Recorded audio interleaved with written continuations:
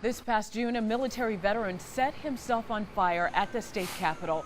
John Michael Watts was frustrated with his treatment by the Veterans Administration. Watts died the following week. Well, joining us this morning, John Michael Watts, actually, we want to talk about this, is just one example of a frightening trend, veterans committing suicide. Welcome back to Public Affairs on Peach. I'm Tracy Hutchins. And my guest this segment is Jarrad Turner. He's the Director of Warrior Engagement for the Warrior Alliance. And Jarrad, thank you for being with us this morning. We do want to mention that your group had worked with John Michael Watts, hadn't they? Yes, our community partner, VEO, was actually, he was there at the facility the day before, and they had offered him some food, and he was there because he was hoping to find housing, and unfortunately they were full. So the normal process is you go through SSVF, and as he was going through that process, unfortunately it's a VA process, and he just became really upset and just down as he was going through the process, and unfortunately, you know, he left, and he said, hey, he was going to come back, but he never came back, and unfortunately we found out the reason he didn't come back is because he took his own life. Right. And that frustration overwhelming for him, and we understand that it has happened to other veterans as well. Yes, so unfortunately I've actually buried 10 of my fellow brothers in arms as a result of suicide. When you start thinking about what veterans go through, and you start thinking about the process, you know, unfortunately it's really sad, and it's really frustrating, the fact that you can engage in combat, and some veterans who don't even go into combat, but when you get into the community, the resources and the bureaucracy is just so overwhelming that you feel like you're alone, and you feel like you don't have any help. What kind of a role do you feel that PTSD plays in that kind of downward spiral for a number of veterans, because they do come back and there is no one there to kind of give them that support, that boost to really, you know, get back into society and function every day without the threat of gunfire around them? Well, it's, you know, the military is a brotherhood.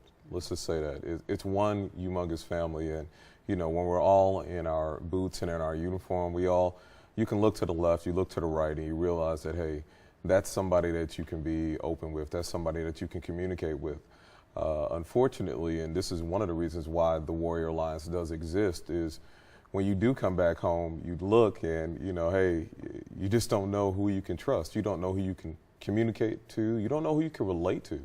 So, I mean, that's really one of the reasons, one of the main reasons that we're even around, is to make sure that those men and women that are transitioning from service, that they understand that you didn't do it, you didn't join the service by yourself, and when you were in service, you weren't successful by yourself. It was a team, and we're here to let them know that, you know, we're going to do this together. It's one team, one fight, one mission, one sole purpose. So, what have you found with the VA in dealing with the VA? Because here at CBS 46, you know, we are an advocate for veterans, and we fight for our veterans often.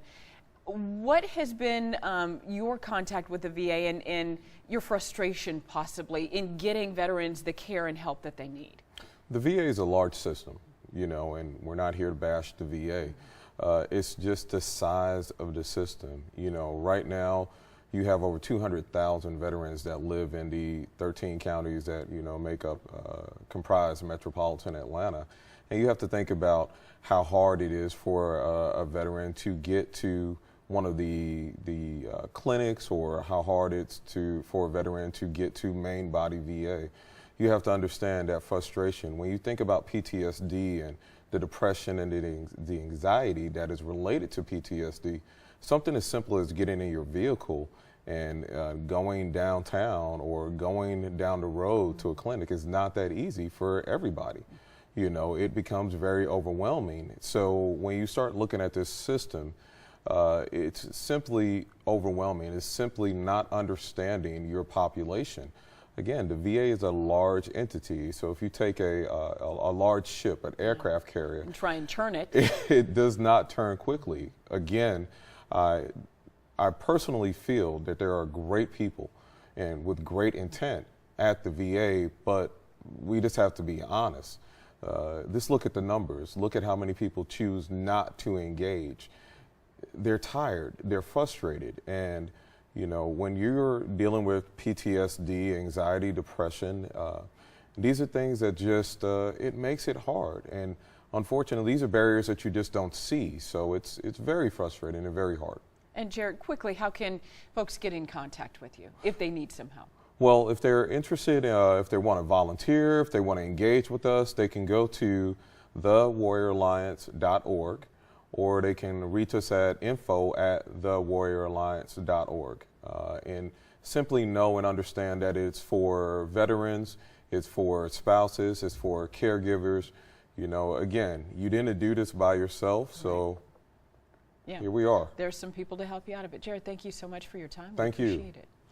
Well, these days there are too many people who see no hope and they end up taking their own lives while they're still teenagers. Two girls whose sister committed suicide, they share their stories when Public Affairs on Peach returns.